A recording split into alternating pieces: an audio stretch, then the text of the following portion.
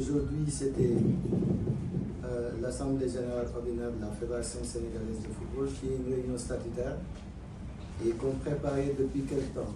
C'est vrai qu'on aurait dû le faire depuis très longtemps, mais le calendrier a fait qu'on n'avait pas assez de temps pour le faire à temps.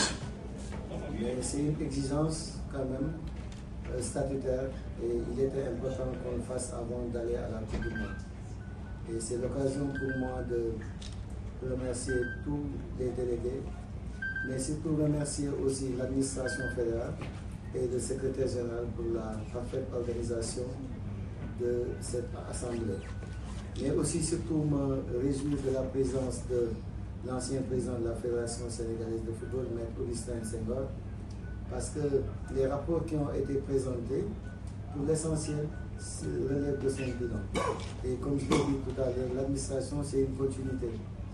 Et c'est pourquoi dans mon propos, j'ai tenu à préciser qu'on assume l'entière responsabilité de l'actif et du passif de la fédération et qu'on va quand même se baser sur ces succès sportifs et vraiment continuer à consolider cette dynamique de performance, mais aussi prendre les mesures nécessaires et corriger tout ce qui relève de l'actif. Sans la Coupe du Monde, là nous sommes sur la dernière ligne droite.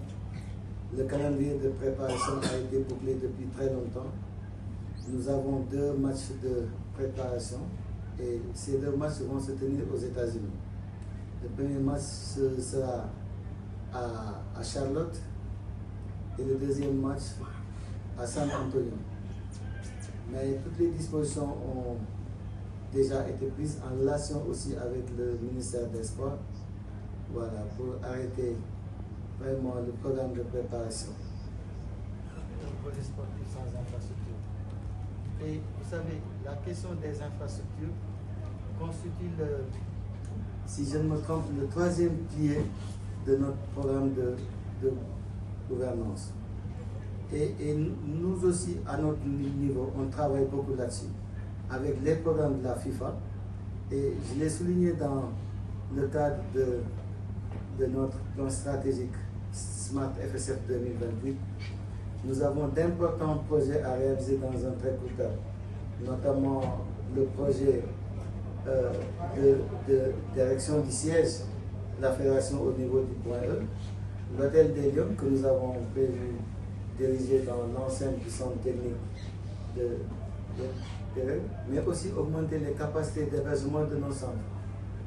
Mais il est important qu'on puisse avoir des terrains de jeu un peu partout à travers le Sénégal. Ça aussi, on a des programmes avec la FIFA. Et vous avez vu tout récemment avec ce qu'on a pu gagner avec les U15, les primes de victoire. En fait, ce n'est pas de l'argent qu'on nous donne, mais c'est un portefeuille de projets que la CAF peut financer pour le compte de la fédération. Et ça aussi, ce sera des projets d'infrastructure et d'équipement pour le compte des établissements scolaires et aussi pour le compte de nos ligues. Je pense qu'on n'a pas encore retrouvé toute cette santé financière.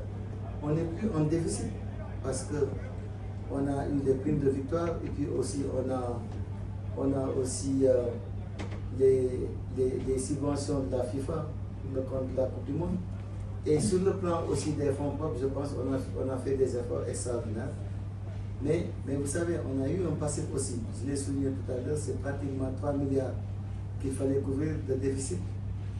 Bon, 900 milliards de dettes et 2 milliards et quelques de défauts de couverture sur le stade Demba Diop.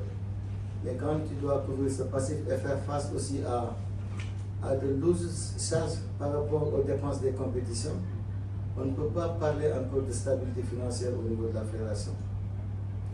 Mais notre ambition, et comme l'a recommandé Madame le ministre, c'est d'être tout à fait autonome sur le plan financier. Je pense qu'une fédération respectable doit s'autonomiser financièrement et on travaille pour ça.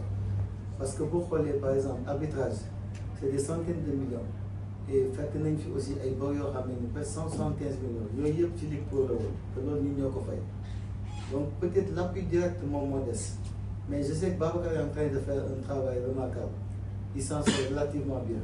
Donc, ce fait qu'il était dans l'urgence, doon nañu ñëw en appui mais je sais que mu ngi ciy génn moo tax pour le moment bon ñu ngi koy jàppale ci yenn dépenses yi nga xam ne peut-être moo gën a diis mooy arbitrage bi ak yooyu.